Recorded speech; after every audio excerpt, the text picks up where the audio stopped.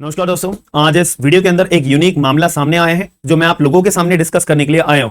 बहुत सारे लोगों ने या हम सभी लोगों ने एक बात के बारे में तो समझा है, सुना भी है और जानते भी हैं कि जो महिला होती है एज अ वाइफ, पत्नी होती है, उनके पास अपने बहुत सारे अधिकार होते हैं कि अगर उनके साथ कोई परेशानी आ रही है, लड़का जो है, हस्बैंड जो है, वो अगर लड़की को यानी कि अपनी वाइफ को परेशान कर रहा है तो लड़की के पास बहुत सारे अधिकार हैं।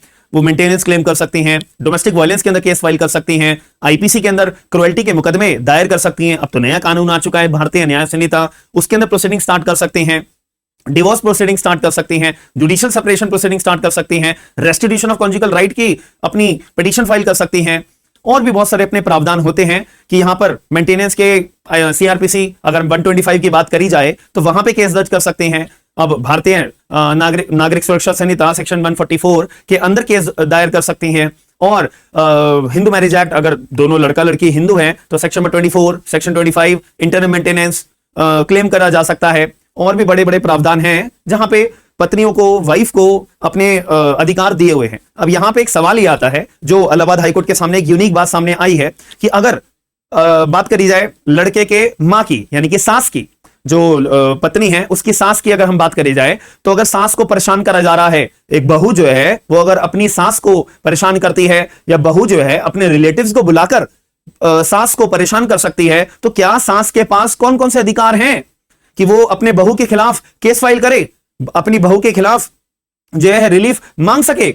यहां पे एक क्वेश्चन यहां पे सामने आया है। मैं एक छोटा सा आपको एग्जांपल देके भी बता देता हूं कि एक ये पति है, इसकी अपनी पत्नी है। अब जो ये हस्बैंड है इसकी मम्मी भी है, ठीक है।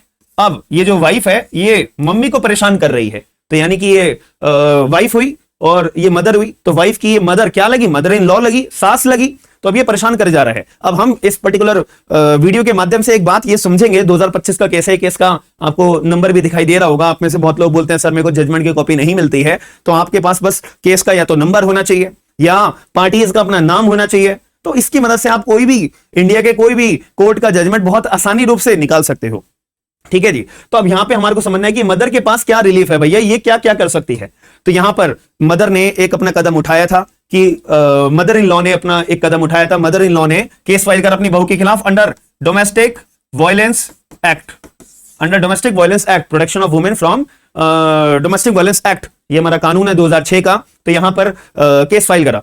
अब जैसे केस फाइल करा, मदर इन लॉ ने एलिगेशन लगाए अपनी बहू के ऊपर कि जी मेरी बहू तो बहुत परेशान करती है, मेंटली, फिजिकली मेरे को बहुत टॉर्चर करा हुआ है, और अपने रिलेटिव्स को इसने एक दिन बुलाया और फोर्सफुली तरीके से जबरदस्ती हमारे घर से कैश भी ले गई है और ज्वेलरी भी ले गई है, वगैरह वगैरह। तो इस बात को ध्यान में रखते हुए मैं अपनी बहू से बहुत परेशान हो चुकी हूं, तो मैं अब डोमेस्टिक वायलेंस एक्ट के अंदर अपना केस दायर करना चाहती हूं।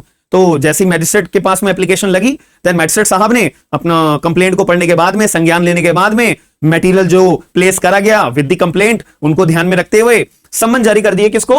वाइफ को, कि वाइफ आप जो है कोर्ट में पेश हो जाए। और मदर के लिए वाइफ क्या लगेगी? डॉटर इन लॉ लगेगी, ठीक है। ये सिंपल सी बातें हैं। तो इनको सम्मन भेज दिए गए। अब वाइफ को गुस्सा आया कि यार ऐसे कैसे, मेरे खिलाफ सम्मन जारी कर दिए। तो वाइफ चली गई कहां पे? इलाहाबाद हाईकोर्ट के अंदर। किस चीज के लिए? कि ये जो मेरी मदर इन लॉ ने डोमेस्टिक वायलेंस एक्ट के तहत मैजिस्ट्रेट साहब के सामने कंप्लेंट फाइल करी है, तो जो मेरे को सम्मन मैजिस्ट्रेट साहब ने भेजे हैं, इन सम्मन को क्वैश कराने के लिए इलाहाबाद हाईकोर्ट के अंदर गुहार लगाई गई है।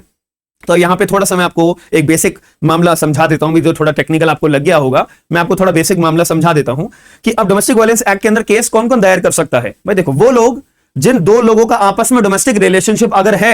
अब ये डोमेस्टिक रिलेशनशिप क्या होता है, इसके लिए हमें डेफिनेशन पढ़नी पड़ती है, section number 2F of domestic violence act 2006। तो डोमेस्टिक रिलेशनशिप केवल 5 तरीके से हो सकता है, या तो कंसेंग्विटी से, ठीक है, या तो कंसेंग्विटी से, या तो शादी से, या तो relationship in the nature of marriage से, या तो एडॉप्शन से, या तो आप फैमिली मेंबर हो। यानी कि कहने का मतलब यह है कि एक ये महिला है, ठीक है, एक ये महिला है और एक महिला जो है अपने घर में रहती है। अब घर में अपने पति के साथ रहती है, तो पति के खिलाफ अपना डोमेस्टिक वायलेंस केस फाइल कर सकती है, कर सकती है, ठीक है। अब ये महिला जो है अपने फादर, मदर, ठीक है, या कोई भी रिश्तेदार के साथ रहती है, तो एक महिला का अपने फादर, मदर के साथ में ब्लड रिलेशन होगा, तो कंसेंग्विटी वाला आ गया। और एक महिला का अपने पति का जो है आपस में रिश्ता क्या होगा? मैरिज वाला हो जाएगा।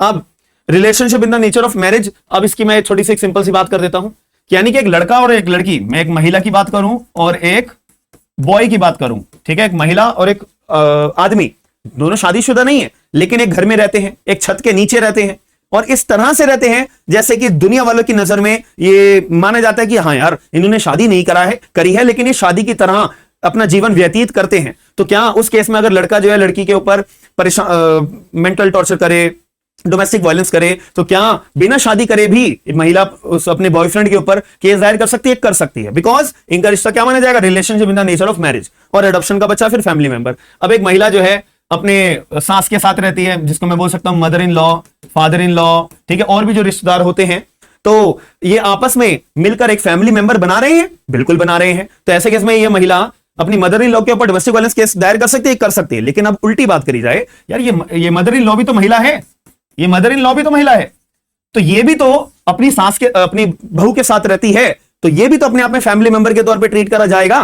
तो यहां पे क्या लिखा हुआ है कि कोई भी महिला अगर फैमिली मेंबर के साथ रहती है और वो फैमिली मेंबर महिला को टॉर्चर कर रहा है, परेशान कर रहा है, डोमेस्टिक वायलेंस कर रहा है, तो केस दायर कर सकती है महिला। तो इस केस में इस बात को अगर हम ध्यान में रखें, इस बात को अगर हम ध्यान में रखें, तो इससे एक बात क्लियर होती है कि मदर इन लॉ के पास भी अधिकार है अपनी बहू के ऊपर केस फाइल करने का। इलाहाबाद हाईकोर्ट साहब ने भी यही बात बोली कि एक मदर इन लॉ के पास अपनी डॉटर इन लॉ के खिलाफ केस फाइल करने का अधिकार अंडर डोमेस्टिक वायलेंस एक्ट के अंदर है, बिल्कुल है, और वो कर सकती है, because she will be also treated as a women which will be subjected to the domestic violence as per section 2F। तो ये डेफिनेशन को ध्यान में रखा। और ये जो मैं घर की बात कर रहा हूं, ये घर हमारा होता है शेयर्ड हाउस होल्ड। ये बात कहां डिफाइन करी हुई है? सेक्शन नंबर 2S के अंदर। इसका भी आप समझना चाहो तो समझ सकते हो, ठीक है। ये अपना शेयर्ड हाउस होल्ड की डेफिनेशन होती है अंडर सेक्शन नंबर 2S। इसमें यही बोला हुआ है कि अगर आप एक घर में रहते हो, ठीक है, या एक घर के किराए पे रहते हो जिसमें किराया आप भी देते हो, सामने वाला जो फैमिली मेंबर है वो भी देता है, तो वो शेयर्ड हाउस होल्ड हो जाता है। कोई नहीं देता कोई बात नहीं, लेकिन आपका हिस्सेदारी है घर के अंदर, तो भी वो शेयर्ड हाउस होल्ड होता है। तो एक बेसिक बात ये हो जाती है। अब जब ये मदर इन लॉ है, तो मदर इन लॉ क्या करेगी? मदर इन लॉ एक वकील के पास जाएगी, ठीक है, मदर इन लॉ एक वकील के पास जाएगी, वकील साहब के पास जाएगी। अब वकील साहब क्या करेंगे? पिटीशन, एक अपनी कंप्लेंट तैयार करेंगे, या जो ये एक कंप्लेंट तैयार करेंगे, या आप जो पुलिस वालों के पास भी जा सकती है, जो मदर इन लॉ है वो पुलिस वालों के पास भी जा सकती है, प्रोटेक्शन ऑफिसर के पास भी जा सकती है, एनजीओ के पास भी जा सकती है, कहीं पर भी जा सकती है। तो वो लोग, इन सभी लोगों का काम क्या होगा? एक कंप्लेंट तैयार करी जाए, और कंप्लेंट तैयार करी जाए कहां पे जमा होगी? वो कंप्लेंट मैजिस्ट्रेट की कोर्ट में जमा होगी under section number 12। Under section number 12 ये एक प्रिस्क्राइब फॉर्मेट होता है। इसका फॉर्मेट भी चेक करोगे, इस कानून के अंदर फॉर्मेट भी दिया हुआ है कि कंप्लेंट बनाने का फॉर्मेट क्या होता है। बट आप एक वकील के पास जाओगे तो उनके पास फॉर्मेट बहुत अच्छे एक्सपीरियंस होता है, और वो अपना कंप्लेंट दायर करने के लिए स्पेशलाइज्ड होते हैं। तो मैजिस्ट्रेट के पास कंप्लेंट दायर करी जाएगी, जैसे कि मदर इन लॉ ने अपना सेक्शन नंबर 12 के अंदर अपनी डॉटर इन लॉ के खिलाफ कंप्लेंट दायर करी। तो ये सारी बातों को, सारे सेक्शनों को, सारे प्रोविजंस को ध्यान में रखते हुए at the end Allahabad high court एक कंक्लूजन पे पहुंचे कि हाँ भाई मदर इन लॉ अपनी कंप्लेंट फाइल कर सकती है, और डॉटर इन लॉ आपने जो ये क्वैश करने के लिए पिटीशन फाइल करी है ना, इसको हम डिसमिस करते हैं। इसके अंदर एक बात और लिखी हुई है कि जैसे ही मदर इन लॉ ने केस फाइल करे थे ना कि मेरी जो बहू है वो परेशान करती है, पैसे वैसे भी ले गई है, ज्वेलरी भी ले गई है, उसके बाद में जैसी कंप्लेंट फाइल हुई, वाइफ ने भी मुंह तोड़ जवाब दिया।